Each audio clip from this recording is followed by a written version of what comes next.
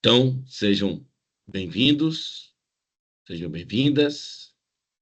Que bom estarmos juntos novamente aqui nesse tempo onde temos compartilhado experiências, conhecimento, trocando aqui ideias, porque somos uma rede de amigos que apoiam uns aos outros para que consigamos caminhar bem em nossos ministérios e dentro daquilo que o Senhor tem para cada um de nós. Então, vocês são muito bem-vindos.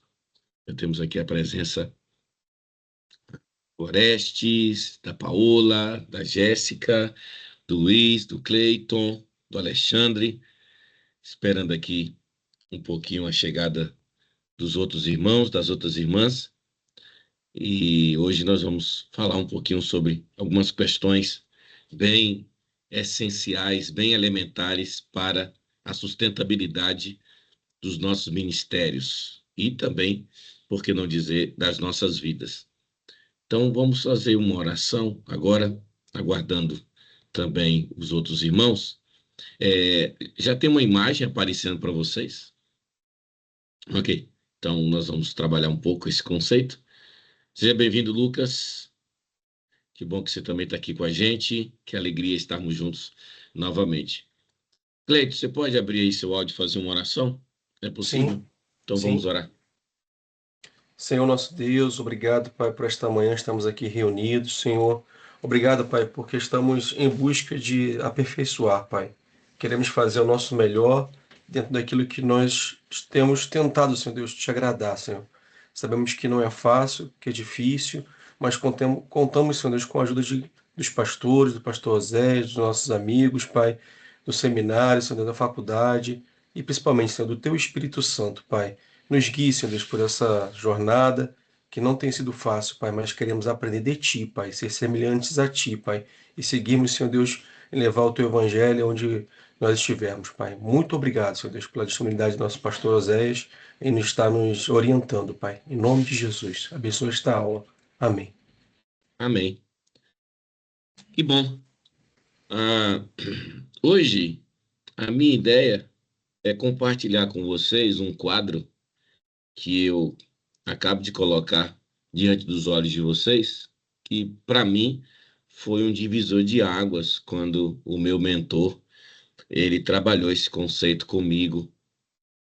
É um quadro que parece ser simples, parece ser algo extremamente óbvio, mas que muitas vezes a gente não percebe o quanto esse tipo de ideia que eu vou apresentar para vocês pode ativar em vocês esse desejo de estarem o tempo todo nesse caminho do aperfeiçoamento, do treinamento. Porque antes da gente tocar propriamente dito e eu explicar para vocês o que está aí diante dos olhos de vocês, eu quero muito que vocês pensem comigo sobre algo que eu diria que é muito grave e a gente percebe isso na vida de muitos pastores e de muitos líderes.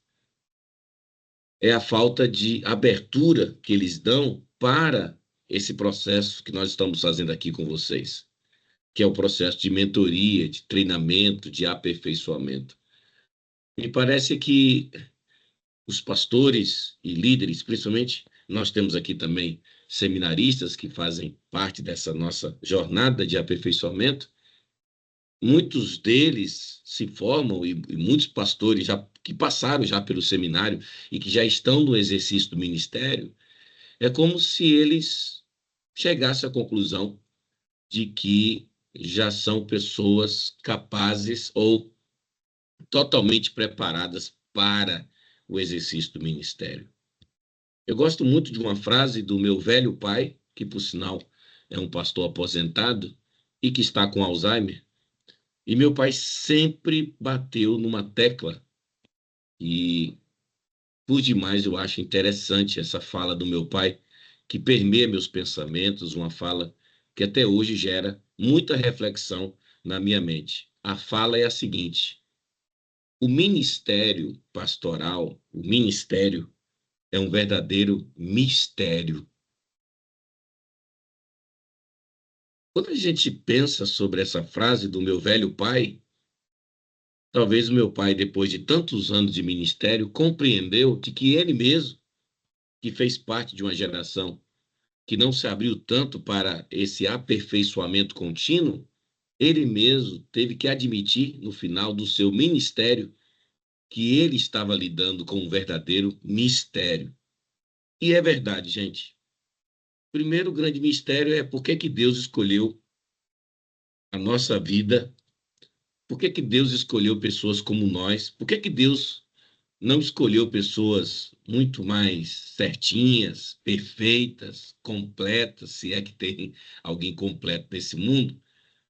Mas quando eu olho para mim, eu não tenho vergonha de admitir que eu penso que Deus deveria ter escolhido uma pessoa muito melhor para liderar a igreja que ele me confiou. Então, o mistério começa por aí. Por que é que Deus nos escolheu? O segundo mistério é que nós estamos lidando com algo que não é nosso, não é nada sobre nós. É sobre algo que faz parte do plano cósmico, do plano redentor de Deus, porque Paulo vai dizer em Efésios que a igreja, essa multiforme graça, essa graça com várias cores, como diz a palavra multiforme na língua grega, ela se revela a partir de várias facetas, por isso que nós temos igrejas diversas no mundo. Então, a igreja não é um projeto humano, a igreja foi fundada pelo próprio Jesus. Então, nós estamos liderando, nós estamos conduzindo um projeto absolutamente divino. A igreja não é uma instituição historicamente construída pela mente humana, pela inovação humana. A igreja é uma fundação divina, é um projeto divino. A igreja foi pensada por Jesus, a igreja sempre fez parte dos planos de Deus. A igreja era esse grande mistério de Deus que Paulo diz que foi revelado para que, através da igreja, o corpo de Cristo continuasse se manifestando na terra. Então, o ministério, de fato, é um grande mistério, primeiro porque como é que Deus escolhe pessoas como nós, para pessoas tão imperfeitas para conduzirem aquilo que é tão divino. Segundo, saber que nós estamos lidando com algo que é a igreja, que não é nada sobre nós, mas é sobre a história da redenção, é sobre aquilo que diz respeito a Cristo e não a nós. Mas eu diria que o ministério também é um grande mistério, porque como é que, como é que Deus permite que nós sejamos aqueles que conduzem as outras pessoas também que são atraídas pelo Espírito Santo? Só que lidar com essas pessoas que fazem parte de nossas comunidades é lidar também com outros grandes mistérios. Porque se lidar comigo mesmo já é tão difícil, imagine lidar com o outro. O problema é que eu gostaria também que você anotasse na mentoria de hoje uma coisa que tem ficado tão clara para minha mente, para o meu coração, e talvez a gente foge da definição, a verdadeira definição da palavra liderança, e o tempo todo a gente está tentando encontrar o melhor jeito de definir a palavra liderança. Mas como eu mexo com isso há tanto tempo e venho escrevendo sobre isso, por sinal, estou até com um livro aí no forno, numa editora, que, se Deus quiser, em julho, eu estou lançando um livro chamado Código José, a forma como Deus desenvolveu liderança na história de José, e vou escrever outros livros sobre o Código Josué, o Código Samuel, o Código Saul, e, enfim, os outros códigos aqui no sentido de que o que é que eu percebo na vida dessas pessoas. E principalmente nesse livro, que eu estou agora em fase de acabamento pela editora, você olha, por exemplo, a história de José, e talvez a primeira coisa que de fato José precisou aprender não foi lidar com seus irmãos, foi lidar com ele mesmo. Portanto, irmãos, liderança nada mais é do que autoliderança. Esse conceito precisa ficar muito claro para mim e para você. ninguém tem capacidade nenhuma de liderar ninguém se primeiro não lidera a si mesmo. Eu diria que é impossível liderar o outro sem liderar a si mesmo. Eu diria que é até algo alienante você pensar que existe a possibilidade de você liderar a igreja, liderar pessoas, liderar processos, sem que antes você lidere a si mesmo. Então, eu penso que o ministério, de fato, é um grande mistério. Primeiro, exatamente porque como é que Deus escolheu pessoas como nós?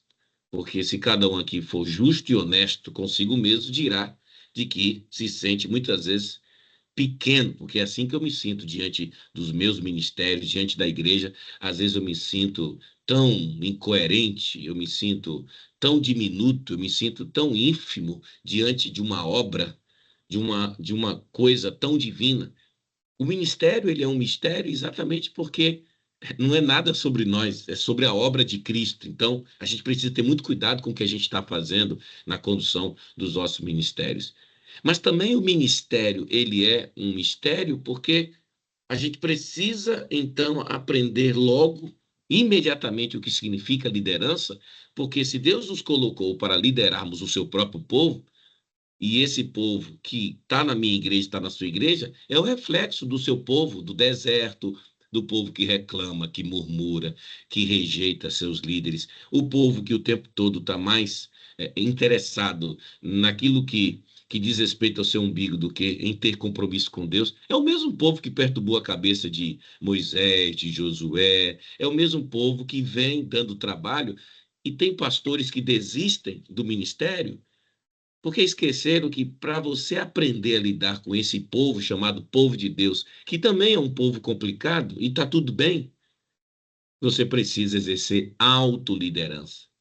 A sua incapacidade de liderar esse povo tem muito mais a ver com você do que com o povo, porque o povo sempre foi o mesmo povo. Pessoas carentes, pessoas imperfeitas, pessoas incoerentes, pessoas que machucam, pessoas que ferem, pessoas que nos traem. Então, eu fiz toda essa introdução hoje para exatamente mostrar para vocês a importância de vocês permanecerem no caminho do aperfeiçoamento contínuo. Porque pastores e líderes que não se abrem para uma mentoria ou não estão envolvidos em alguma, seja ela uma mentoria individual, seja ela uma mentoria em grupo, como nós fazemos aqui, pastores que não conversam com outros pastores, pastores que não continuam lendo e tentando aprender com outros que já têm uma caminhada maior, geralmente são aqueles que mais se perdem na caminhada.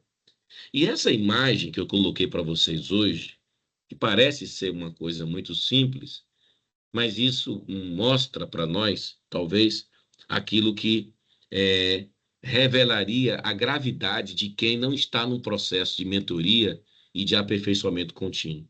O que você está vendo aqui no seu lado esquerdo, tá? Nessa seta para cima, nessa seta na vertical, é a ideia de que todos os pastores, eles, de alguma forma, eles entram no ministério porque são pessoas confiáveis.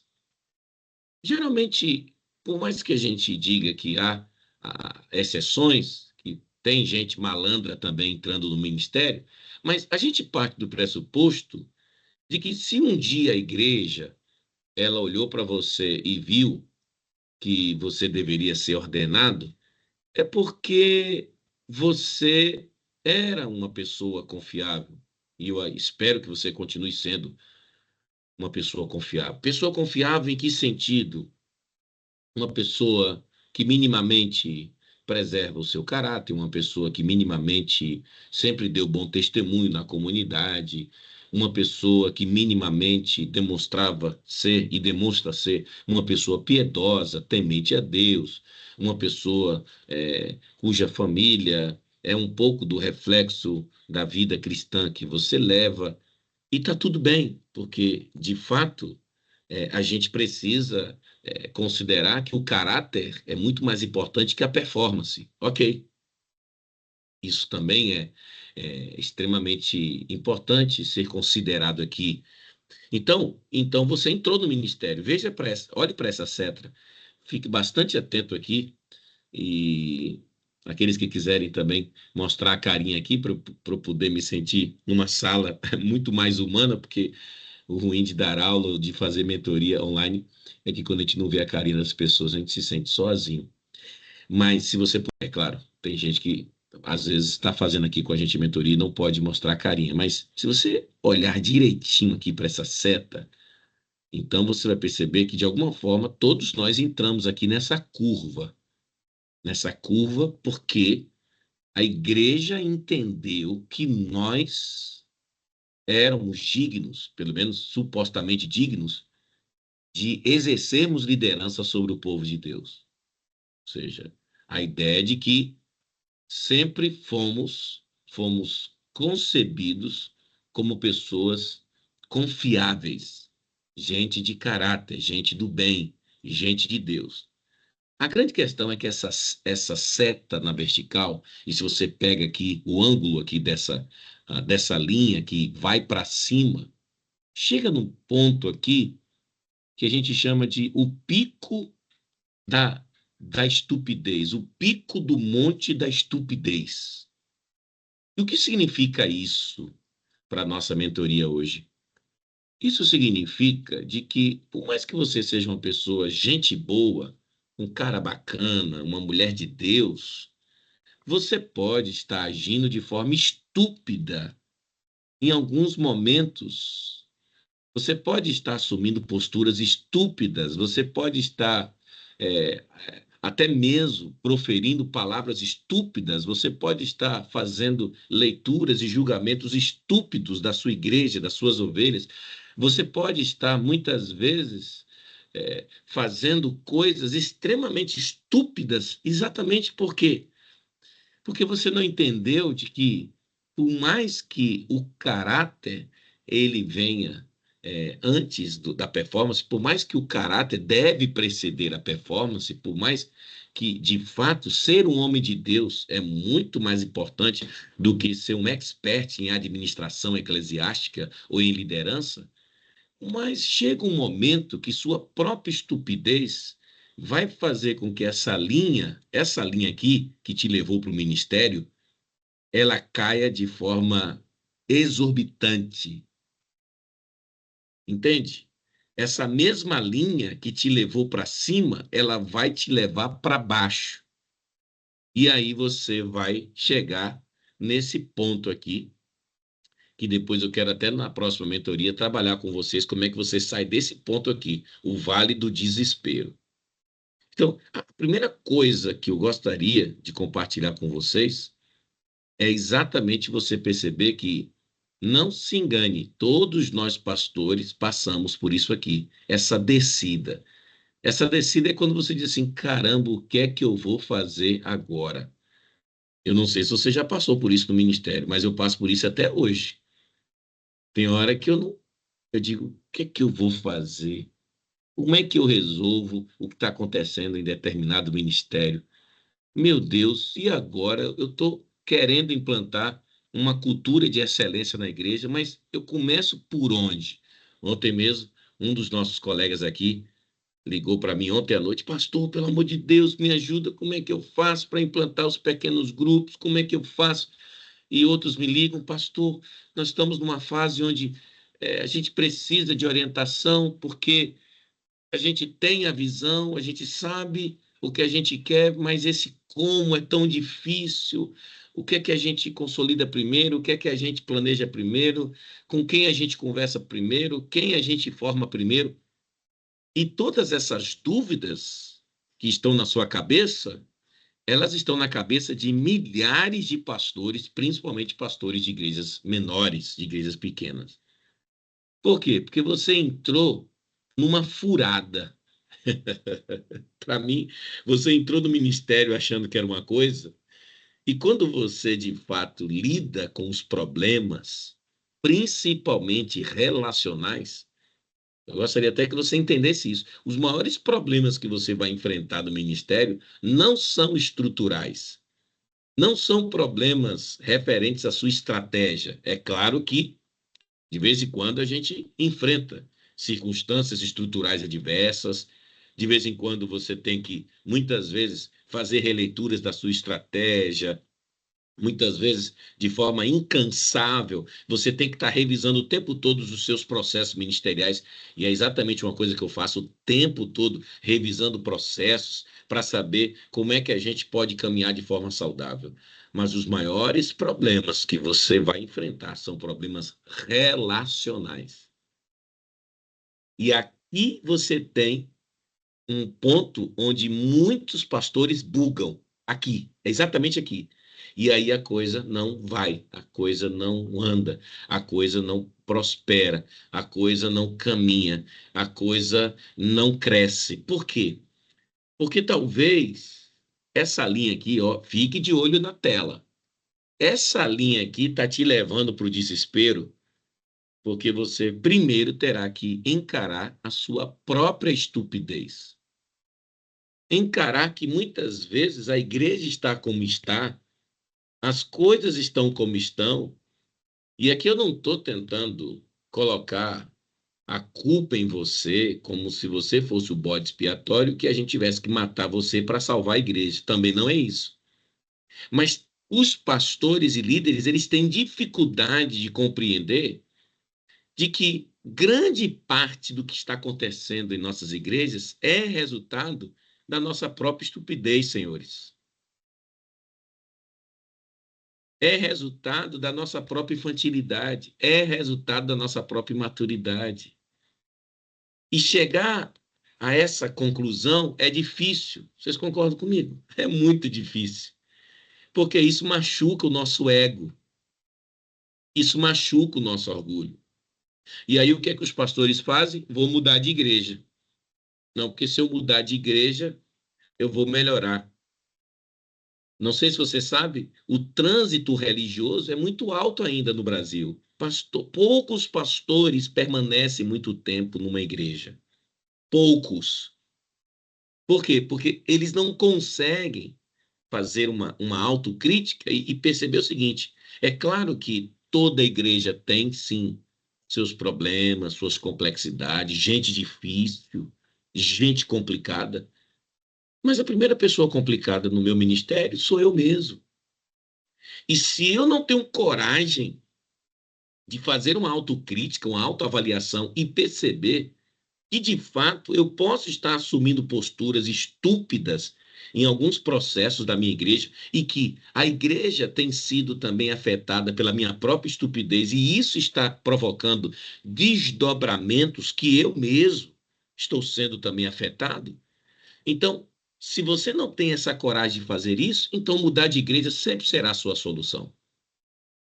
Porque, senhores e senhoras, eu não estou dizendo que permanecer muito tempo numa igreja é sinal de sucesso, mas os grandes ministérios no Brasil e fora do Brasil, todos eles são de pastores que já estão na sua igreja, no mínimo, há mais de 20 anos.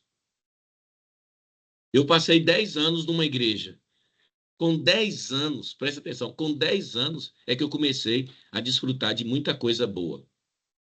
E confesso que me arrependo no sentido de que eu sei que Deus me trouxe para esse novo ministério, porque eu não saí brigado com ninguém, eu não saí porque eu estava triste, revoltado, não, saí porque eu entendi que era o meu momento de sair, mas eu confesso para os senhores que eu já estou indo para o 7º ano na mesma igreja, e só se um anjo do céu, ou só se Deus tiver realmente alguma coisa diferente, porque humanamente falando,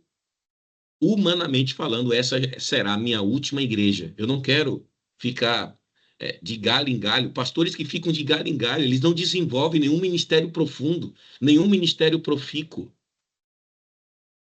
Então, eu não estou aqui culpando se você já foi pastor de várias igrejas. Também não é essa a minha ideia. Mas também, se o Espírito Santo estiver tocando nessa área aí no seu coração, deixe ele te tratar nessa manhã, ou quando você estiver me assistindo. Porque ter um ministério longo demanda uma autoavaliação o tempo todo. Então, olhe de novo para a figura. a nossa própria estupidez, olha só, a mesma linha. Isso aqui, a linha inicial, essa parte inicial aqui dessa linha, desse fluxo, sabe o que é isso aqui? É exatamente aquela ideia, quando a gente acha que a gente sabe. Tem muito pastor e muito líder que acha que sabe muito sobre ministério. Esse aqui é o pico da estupidez. Aí você vai, pá, achando que você está dando conta, achando que você pode, não, porque eu conheço muito a Bíblia. Daqui a pouco você lida com a complexidade do ministério. Olha só o que acontece, ó, olha a linha caindo. Ela vai caindo, e aí você chega, sabe onde agora? No vale do desespero. E eu não sei quantos de vocês estão nesse vale, porque eu já passei por ele várias vezes. E estar nesse lugar, por mais que seja uma coisa difícil, talvez seja um momento para você repensar sobre muitas coisas. E eu estou tentando exatamente estar com você aqui nesse lugar. Eu estou tentando pegar na sua mão, estou tentando te ajudar a sair do vale do desespero, que na próxima mentoria nós vamos trabalhar alguns conceitos sobre como sair desse vale, que é o vale de quase 90 e tantos por cento dos pastores, o vale do desespero. Porque a pessoa pergunta, mas e aí, pastor, como é que eu saio desse lugar vivo e retomo o meu ministério, talvez na mesma igreja? Porque eu passei por um vale do desespero muito sério aqui em Vitória. Eu era pastor de uma grande igreja em Teixeira de Freitas, na Bahia, vim para cá, um lugar diferente, uma geografia diferente, uma cultura diferente, um povo diferente, uma cidade diferente, preços e vida diferente. E eu vou dizer para você, eu passei por um vale muito profundo aqui em Vitória. E o que é que veio na minha mente? Olha a estupidez. Ah, esse pessoal não quer nada. Ah, eu não tinha, sabe? Naquele momento eu não tive a maturidade de perceber que eu estava precisando compreender que quando você muda de igreja, você precisa entender que aquilo que Deus fez no seu ministério, no ministério anterior, não necessariamente Deus fará do mesmo jeito. E que muitas vezes você tem que entender o DNA da nova igreja, você tem que entender a cultura do seu local. A primeira coisa que eu tive que aprender para conquistar meu povo é dizer que a muqueca capixaba é a melhor muqueca do Brasil e que o resto é peixada, porque eu era da Bahia e eu cheguei aqui fazendo esse tipo de brincadeira. Não, a melhor moqueca é da Bahia. Depois que eu entendi que isso aqui é um valor cultural, meus irmãos, quem sou eu para dizer que a moqueca capixaba não é a melhor moqueca do Brasil? Sabe por quê? Porque a gente tem que aprender a frutificar onde a gente está plantado. E para a gente frutificar onde a gente está plantado, a gente primeiro, a gente tem que se aculturar. A gente tem que amar as pessoas. Chegou um momento que eu estava tão triste aqui na minha igreja que eu mesmo abri a minha boca para falar mal, falar mal. Porque esse povo daqui, desse estado, esse povo capixaba, por que isso? Porque, meu Deus, que igreja complicada. Por que que eu deixei minha antiga igreja? Muitas vezes o próprio pastor estupidamente abre a boca para amaldiçoar o seu próprio povo. Deixa eu te dar aqui um conselho. Nunca fale mal do seu povo. Nunca fale mal da sua própria igreja. Se tiver que falar da sua igreja, fale bem. Porque quantas vezes, até em conversas com os nossos próprios colegas, a gente mesmo amaldiçoa a nossa própria igreja, porque aquela igreja, mas que igrejazinha de gente ruim, de gente perversa, isso não te ajuda em nada. Eu não estou dizendo que você não tenha que compartilhar suas dores com seus colegas. O que eu estou dizendo é que para sair do vale do desespero, primeiro você tem que admitir sua estupidez. Não sei se você tem coragem de fazer isso. Segundo, você terá que ouvir aqueles que podem te ajudar a sair do vale do desespero. E essas pessoas estão dentro da sua própria igreja.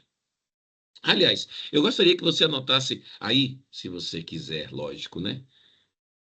Quatro. Um dia eu fui perguntar para o meu mentor sobre e como é que eu saio do meu vale do desespero. Ele disse: é só consultar quatro coisas que você já tem. Anote isso. Primeiro, nós temos o Espírito Santo, irmãos. A Bíblia diz que o Espírito Santo nos conduziria a toda a verdade.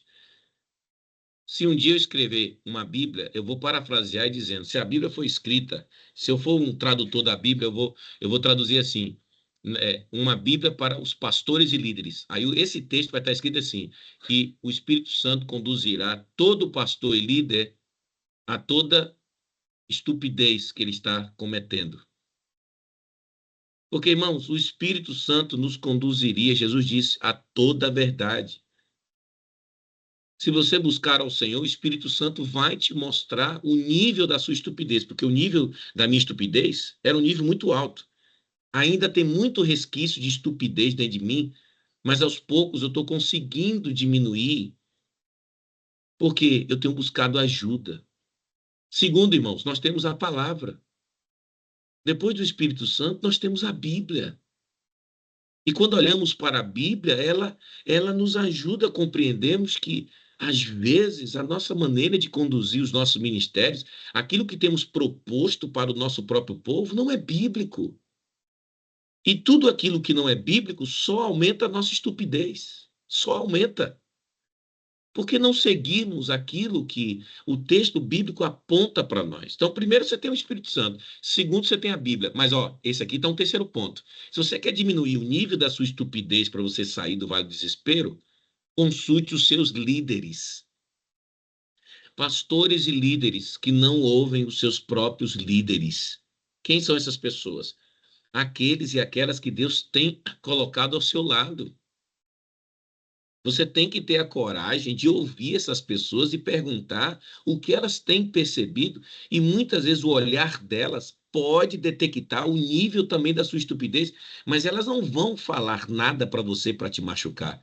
Elas querem apenas te ajudar. Nós, pastores, temos a síndrome de que todos estão lutando contra nós. essa, essa perturbação, essa paranoia de perseguição. Todo pastor sofre de paranoia de perseguição, tá, gente? Todo pastor tem isso. Como se todos estão conspirando contra você. Isso é paranoia. Aí você precisa fazer consulta comigo como psicanalista, não como mentor espiritual. Porque todo pastor sofre dessa mania de perseguição e por isso existe ainda no nosso imaginário a ideia de que não tem ninguém dentro da própria igreja que pode nos ajudar. Tem sim. Aqueles que Deus tem colocado ao seu lado que querem te ajudar. Mas você quer? Você quer ouvir? Então, você tem o Espírito Santo para diminuir a estupidez. Você tem a Bíblia para diminuir a estupidez. Você tem líderes. Agora, sabe também o que você tem? Você tem sua família. Nós precisamos ouvir mais os membros da nossa própria casa, pastores que não ouvem suas esposas. Às vezes, os nossos próprios filhos podem apontar o nível da nossa estupidez. Os nossos próprios filhos.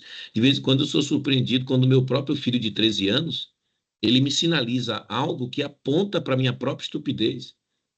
Às vezes, a minha própria esposa me dá aula de teologia, sendo que ela nunca foi teóloga.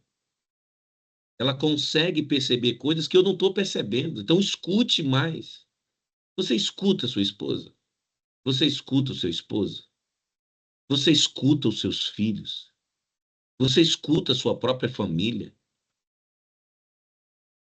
Ok? Isso aqui é muito sério. Isso aqui diminui a estupidez. Agora, em quinto lugar, anote aí. Em quinto lugar, você tem seus mentores. E é isso que eu tenho me proposto a ser na sua vida, se é que você também quer isso, né? Para tentar te ajudar a diminuir essa estupidez. E aí, quando você ouve o Espírito Santo, quando você ouve a palavra, quando você ouve seus líderes, quando você ouve sua família e você começa a ouvir seus mentores, olha aqui para a figura que eu mostrei desde o início. A tendência é natural. A tendência é que, aos poucos, você começa a sair do vale do desespero, porque o teu nível de competência ele vai aumentando. Gente, não sei se eu cheguei a contar para os meninos que estão aqui, que tiveram aula comigo no Seminário Batista Mineiro, mas quando eu estava no ápice do meu vale do desespero, um grupo de irmãos, pessoas do conselho da igreja, se reuniram comigo para apontar 3 problemas que eu precisava resolver no meu ministério. E, meus irmãos, quando esses irmãos apontaram isso, e eu pude realmente perceber que eram 3 atitudes estúpidas, queridos, isso deu um boom no meu ministério. E até hoje tem um dos membros do conselho que dizem assim: pastor, eu quero agradecer, porque eu acho que eu não sei se outro pastor se colocaria no lugar que você se colocou, de ouvir os seus conselheiros e admitir que você estava cometendo 3 atitudes estúpidas. Irmãos, depois desse momento, meu ministério começou a decolar aqui, porque muitas vezes a coisa não está indo, porque há um pastor, há um líder que, absorto em sua própria estupidez, mergulhado em sua própria estupidez, chafurdado em sua própria estupidez, alienado pela sua própria estupidez, ele não consegue perceber que o primeiro passo para tirar a igreja e o ministério do vale do desespero é exatamente fazer um autoexame. Será que não é por isso que os grandes filósofos sempre diziam: conhece-te a ti mesmo? Será que não é por isso que o apóstolo Paulo vai dizer que quem participa da ceia sem fazer um autoexame, come do pão e bebe do vinho para a sua própria condenação? À medida, irmãos, que eu me conheço melhor, e aqui eu quero me colocar à disposição dos irmãos, porque eu sei que aqui nem sempre você vai compartilhar coisas que revelam um pouco dessa sua estupidez. É por isso que eu estou decidido a, no sábado pela manhã, tanto estar com vocês em grupo, como de 9 a meio-dia, poder receber a ligação de pastores que queiram conversar, que queiram compartilhar no privado alguma coisa que seja importante para você sair do vale do desespero. Nós estamos aqui, irmãos, para ajudá-los. E essa competência, ela vem naturalmente. Só que hoje eu quero trabalhar a primeira competência que pode te levar a lugares extremamente melhores no seu ministério. Porque, ó o loop aqui, ó, o sloop. Ó, você pode sair aqui, olhe para a figura desse vale aqui, desse ponto difícil, subir, subir. E o que é que vai acontecer? E você vai chegar nesse platô de sustentabilidade. E, naturalmente, você se torna um guru. O que é o guru aqui? O guru não é aquele que sabe de tudo. Mas você tem hoje um ministério tão estável que você agora começa a formar outros mentores. Porque qual é a minha ideia aqui? É formar vocês para que vocês comecem, Cleiton, a formar outros. Essa é a ideia. Para que cada um aqui, depois de um tempo de formação, de mentoria, para que cada um aqui, Lucas, para que cada um que está aqui, Cadu, uma hora multiplique isso, entende? Para outros. E você, mais tarde, você vai mentorear outros pastores, porque eu não estou formando vocês para se tornarem dependentes de mim. Eu estou formando vocês para que vocês se tornem mentores de outros.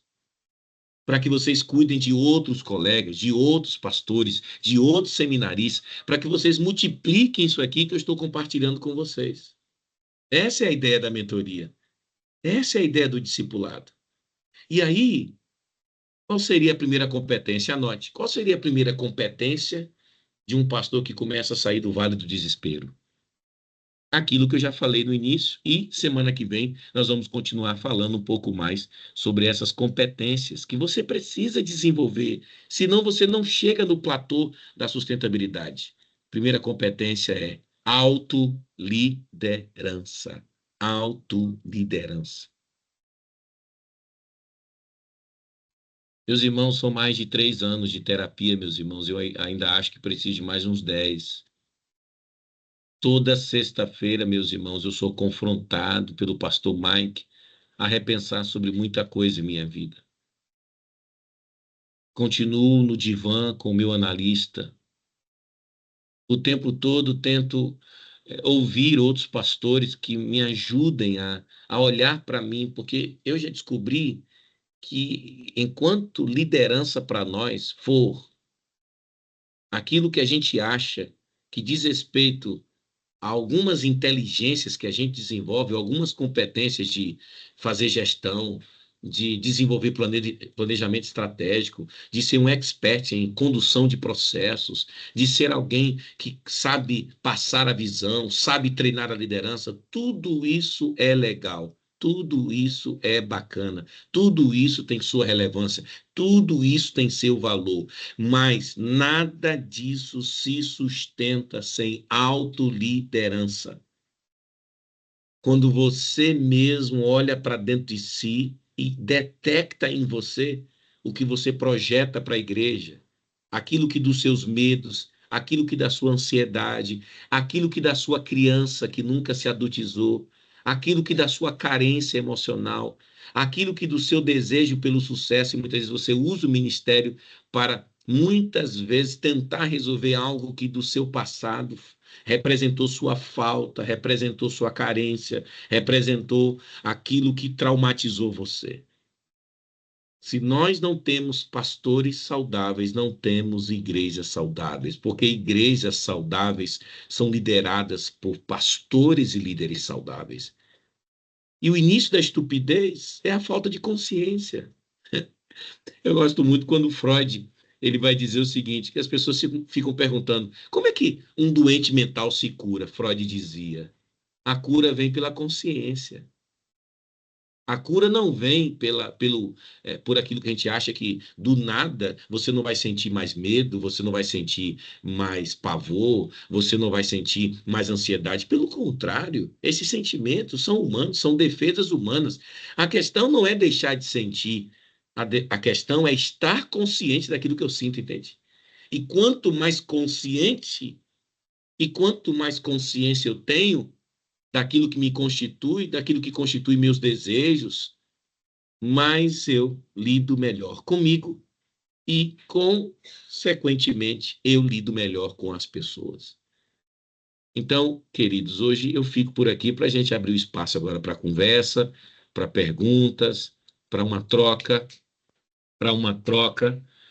e eu gostaria que vocês agora ah, compartilhassem comigo o que o Espírito Santo falou ao coração de vocês nessa mentoria de hoje, porque agora eu vou abrir uma caminhada com vocês sobre como lidar com a minha própria estupidez. Eu diria que um dia eu ainda escrevo também um livro nessa linha. Como foi que eu venci a minha própria estupidez para poder conduzir de forma saudável o povo de Deus? O que é que vem à mente de vocês para compartilhar? Alguma pergunta, alguma ressonância desse tempo que nós estamos hoje aqui? Por favor, ligue seu microfone e compartilhe, lance alguma ideia, troque alguma inquietação, porque sua pergunta pode também ajudar um outro colega. Bom dia, pastor. Opa, Vamos lá, um de cada vez. Pode seguir. Lucas, por favor, Lucas, pode ir. Eu queria que o senhor trabalhasse um pouco mais sobre uma frase que eu anotei aqui, né? Os maiores problemas que enfrentamos no ministério, eles não são estruturais, mas sim relacionais. Tem como o senhor dar uma pincelada mais um pouco nisso aí? Como fazer essa questão do relacionamento mesmo? Porque às vezes a gente olha e pensa assim, né?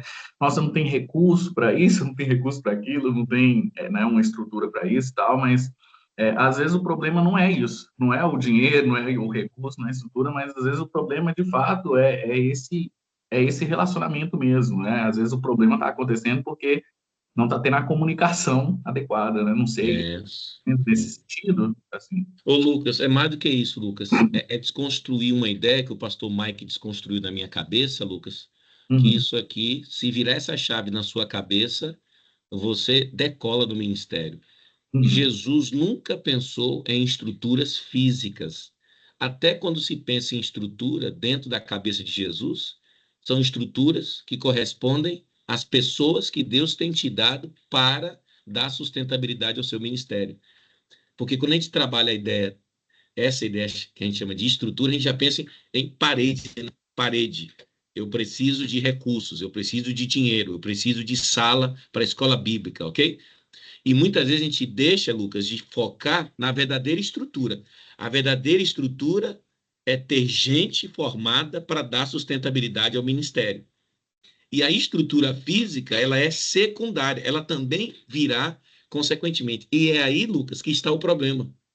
É que muitas vezes você tem um pastor que tem estrutura física, mas ele não consegue montar uma estrutura humana que dá sustentabilidade ao que ele quer fazer dentro dessa estrutura física. Por quê? Porque os nossos maiores problemas não são estruturais, eles são relacionais. Porque para fazer estruturas físicas nascerem é muito fácil, é só botar bloco, não é isso? Cimento, concreto e ter dinheiro para fazer tudo isso. Para se ter uma estrutura humana, é preciso saber lidar com as pessoas, é preciso conhecer as pessoas, é preciso ouvir a história das pessoas. E aí, Lucas, vem dois P's igual a S. Anota essa equação, Lucas, que serve para os seus colegas também. P mais P igual a S.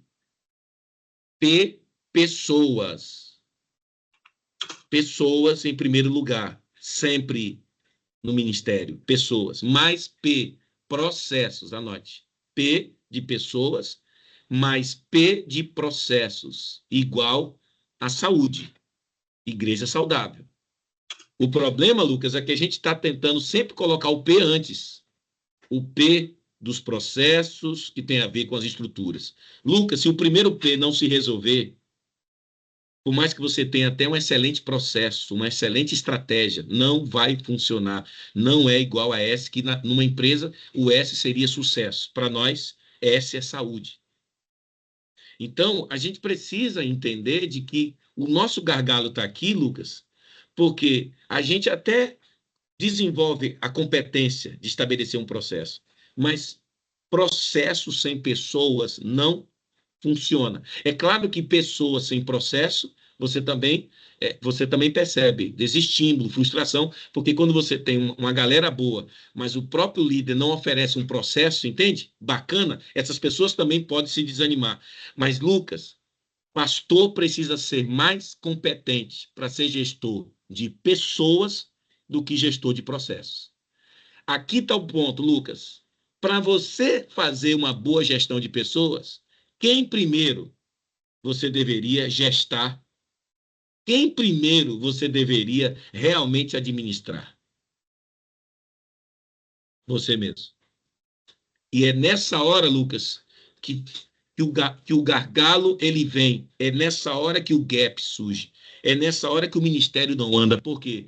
Porque na hora que você vai lidar com as pessoas, muito daquilo que você não resolveu dentro de você será projetado na relação com as pessoas. E isso atrapalha tudo, Lucas. Então não adianta igreja multiplicadora, igreja em célula, não adianta. O processo fica estagnado, porque existe um líder que, por não ter resolvido a si mesmo ainda, não está conseguindo nem sequer comunicar bem com as pessoas. Ele não consegue entender o papel de cada um, a função de cada um, o tempo de cada um, o ritmo de cada um. Então, no lugar de nós termos passado apenas 4 anos estudando teologia no seminário, deveríamos ter estudado muito mais sobre relacionamento com as pessoas do que apenas teologia. E é nesse ponto que a gente percebe um gargalo na vida de milhares de pastores. Eles não sabem lidar com as pessoas. Eles não sabem escutar ninguém. Eles não sabem compreender as pessoas. E sem pessoas, Lucas, para que processos? Para que estrutura física? Para que construir sala, se não tem ninguém para puxar a visão com você? Entende, Lucas? É por aí que é o grande detalhe que isso pode virar uma chave no seu ministério. Virar uma chave. Valeu. Quem mais?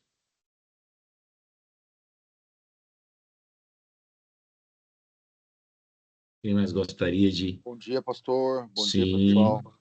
pois não? Pastor, como que a gente faz para saber que a gente está chegando no cume da montanha da estupidez ou até mesmo no vale do desespero? Boa. Não sei o que é pior, né, Cadu? Não sei o que é pior. Bom, eu diria que pior é a estupidez, Cadu, porque é a estupidez que gera o vale do desespero, né? Ô, Cadu, são alguns sintomas. Anota aí. Sintomas para perceber se eu estou no pico da montanha da estupidez. Cadu, primeiro, vida com Deus defasada. Pastor que não lê Bíblia e não ora todo dia. Primeiro sintoma. Porque parece que é tanta correria que você não tem tempo para falar com Deus, você não tem tempo para ter seu momento com Deus, e pior, quando lê a Bíblia como se fosse um objeto a ser instrumentalizado, como se a Bíblia fosse lida para pregar, e não lida para ser ouvida. Então, isso aqui é muito sério. Então, a falta de vida com Deus, Cadu, já é um sintoma de que você está no pico da estupidez, que Samuel, antes de dizer, Senhor, fala que teu servo ouve, não fala que teu servo age. A gente parece que ouve Deus para agir, não para que a voz dele provoque ressonância na nossa alma. Então, primeiro ponto. Segundo ponto, pastor que não ouve sua esposa, quando é casado, quando é homem. Pastor que não ouve sua esposa deve estar no pico da estupidez. Porque a primeira coisa que eu ouvi do meu mentor quando eu cheguei nos Estados Unidos foi: o que sua mulher acha de tudo isso? Eu achei isso fantástico. O pastor que não ouve a sua esposa é sintoma de que ele está no pico da estupidez, ou uma pastora que não ouve o seu próprio esposo. Então, esse é um segundo sinal. Terceiro sinal, primeiro sintoma, falta de vida com Deus. Segundo sintoma, não ouvir a esposa. Muitos erros que eu cometi é porque eu não ouvi minha mulher, Carol. Se eu tivesse ouvido minha mulher, muita coisa teria se resolvido em minha vida. Tá? Terceiro sintoma, pastor que não está numa rede de pastores como vocês estão aqui, ele não ouve ninguém, ele não tem um mentor, ele não tem. Então, isso é um grande sinal de que ele está no pico da estupidez e acha que está dando conta, consegue dar conta. E eu acho que o quarto ponto é pastor que não faz terapia, e aí tem eu, Orestes, muita gente boa aqui que pode ajudar vocês, porque pastor que não faz terapia, ele está no pico da estupidez e não percebeu, porque eu tenho um mentor, eu tenho um terapeuta, gente, quanto mais olho para dentro, melhor eu lidero para fora. Vocês estão entendendo o princípio, não? Sim. Aqui é o ponto, gente, que muito pastor não vira. Quanto mais olho para dentro, porque nem isso aqui eu conseguia fazer antes, porque eu tinha muita coisa mal resolvida dentro de mim. Cadu, eu acho que esses 4 sintomas, falta de vida com Deus, não ouve a esposa, não escuta nenhum mentor, o cara não se submete a nenhum mentor, faz tudo sem ter um mentor ao seu lado, e quarto, não faz terapia. Eu acho que isso já é um bom sinal, Cadu, que o negócio vai para o vale do desespero. Se não caiu ainda, vai cair a qualquer momento. Vai chegar a qualquer momento no vale do desespero. E nós estamos aqui para tirar vocês desse vale, Cadu. Nós vamos tirar Amém. vocês desse vale. Amém, amém, amém. Estamos aqui Obrigado, para tirar. pastor. Tamo junto, Caduzão, amigão Valeu. do coração. Paola, você pediu aqui a palavra? Pastor, foi o Luiz, mas é porque eu tô com... Não, Luiz, Como pois assim, não, pode fazer nós a estamos pergunta, juntos Luiz. aqui, aí eu tô Sim, com o celular dela. ok. O senhor colocou muito bem aí a questão, né, do cume do desespero. Mas como que o senhor nos indica a mostrar, né, em caso, para quem necessário, que ele chegou, né, alcançou esse cume do desespero? Porque a questão eu acho muito difícil a pessoa aceitar. E geralmente, quando a pessoa chega nesse estágio, eu acredito que é o momento que ela pense que ela está no seu êxtase. Então, ela não Uhum, entende que ela está precisando de ajuda. Então, como que o senhor uhum, indicaria para que a gente pudesse estar ajudando, né, quem é necessário, para não criar um clima, né, vamos dizer assim, mais contundente? uhum. Eu acho que a gente tem que ser como Natan.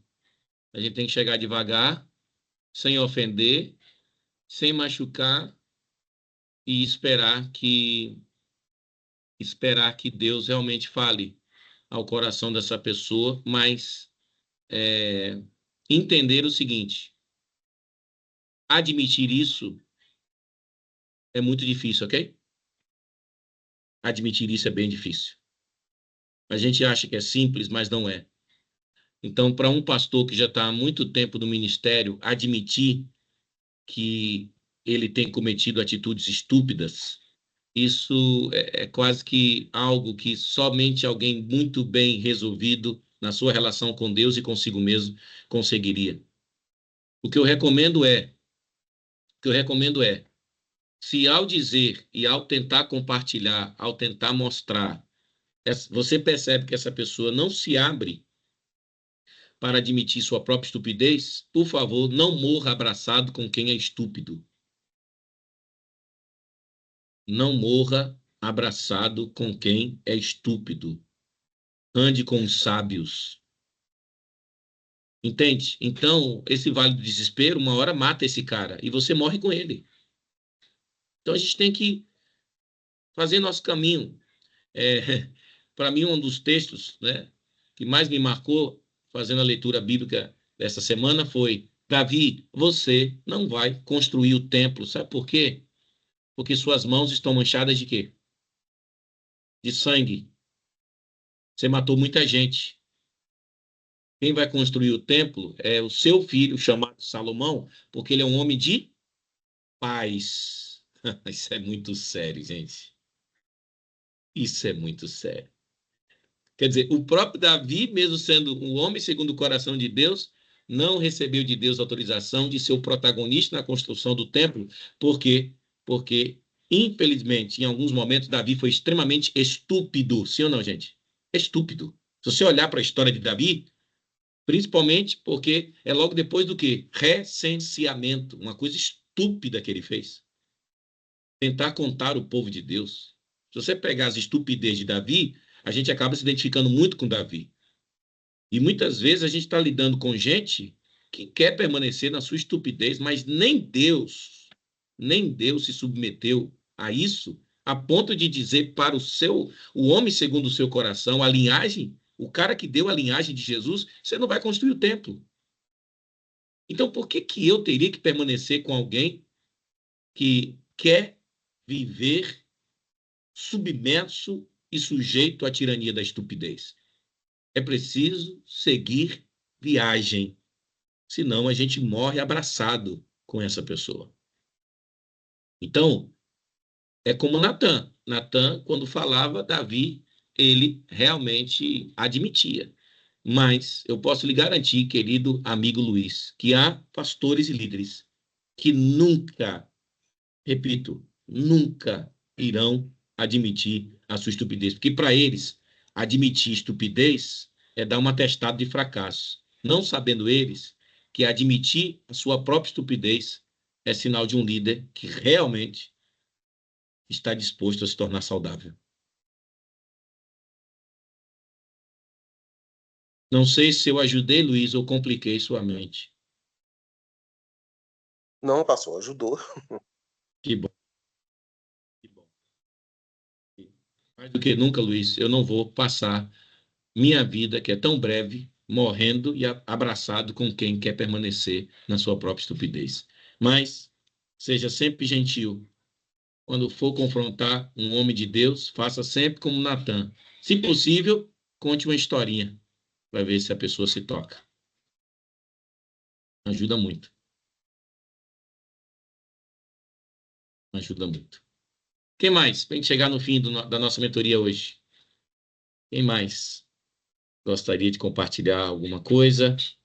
Gostaria de fazer alguma pergunta? Gostaria de trazer alguma contribuição? Porque se não, eu vou me dar por satisfeito. Estamos chegando às 9 horas. Nós temos sempre nossa mentoria aqui de 1 hora. Eu vou ter que tomar um cafezinho, correr aqui agora para um cemitério, porque eu sou pastor também de cemitério. Tem pastor que acha, não, eu não visito ninguém no cemitério, não. O pastor vai para cemitério, pastor visita, pastor prega. Quem gosta de gente não pode se privar desses momentos e nem pode privar o outro da sua presença. Então, eu vou ter que correr para um cemitério aqui para participar de um velório. E eu quero agradecer a Deus mais uma vez pela vida de vocês, por esse tempo. Quem chegou depois, não se esqueça, a live ficará gravada, ok?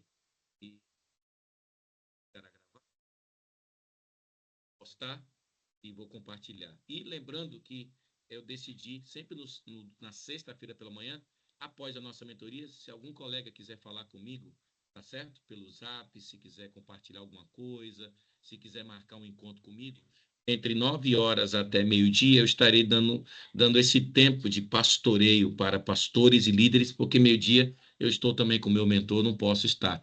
Então, nesse intervalo, fora daqui, você pode mandar uma mensagem, tirar alguma dúvida. Teve até gente que ligou para mim ontem pedindo. Tem um casal de pastores que me pediu também. Eu só não vou poder agora mentorear porque eu estou indo ali, mas fiquem na paz. A minha oração é que nessa hora Deus diminua o tamanho da nossa estupidez para que a gente provoque menos impactos que prejudiquem o seu próprio povo. Senhor, muito obrigado por esse tempo. Nos perdoe pela nossa própria estupidez. Nos perdoe quando somos ignorantes, orgulhosos, mas que nessa hora o teu nome seja exaltado pela nossa capacidade de admitirmos que somos estúpidos e precisamos da tua sabedoria. Em nome de Jesus. Amém. Eu encerro fazendo uma provocação teológica. Vocês já perceberam que quando termina o primeiro livro das Crônicas, quando termina a história do estúpido, começa a história do sábio, que nem foi tão sábio assim, né? Mas a primeira coisa que o filho de Davi pede é o quê? Vocês entenderam agora, não? Por que é que ele pediu sabedoria? Porque ele viu muita estupidez na própria vida do pai. Não se engane. Tudo na Bíblia tem uma lógica. Tudo na Bíblia tem um sentido. Precisamos compreender isso. Queremos as vitórias de Davi ou queremos a sabedoria de Salomão? Faça a sua escolha. Jogos mortais, né? Faça a sua escolha. Faça a sua escolha, eu já fiz a minha. Um grande abraço, beijão, saudade de vocês. Celso, saudade de vocês. Pastor Silmar, Lucas, Paola, Cleiton, só meus amigos queridos aqui. Qualquer coisa me sinalizem aqui pelo zap. Pastor Orestes, amigão, todo mundo aqui, Luiz. Deus abençoe vocês e até a próxima mentoria. Beijo no coração. Tchau, tchau.